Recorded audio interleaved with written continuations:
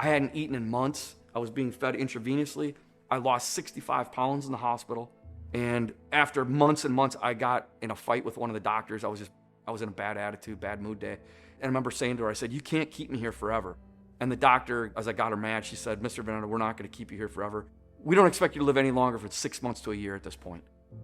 So then God woke up this guy, Bruce Carlson, 2 mornings in a row at 5 a.m., all the way over in New York. And for where I live in Wisconsin, that's like halfway across the United States. And he woke him up 2 mornings in a row and told him, buy a plane ticket, fly to Wisconsin and pray for me in the hospital. And if he'd do that, he'd do a miracle. The first morning, he didn't do it, but he told his wife and he told his pastor. He talked about it because it kind of freaked him out. And the next morning when it happened, he bought the ticket, came and prayed for me in the hospital.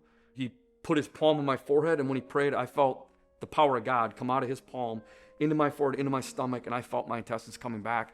Doctors say I have approximately half my intestines, so 9 to 11 feet. So I went from a piece of intestine about this big to 9 to 11 feet. So a complete creative miracle that nobody can say didn't happen because there's proof before and after. So bottom line, those are the 2 big miracles that doctors say I'm the only person that's lived after having major arteries severed in 5 places.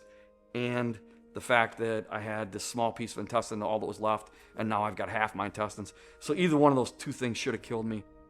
But God chose to keep me alive. And one time I was on this TV show, and this host, he said, he read the bio, and the bio says, well, the doctors say that I'm the only person that they can find that's lived after having major arteries severed in 5 places. And the guy read that on air, and he said, so why would God save you? If nobody else has lived, he said, what's special about you? Why would God save you?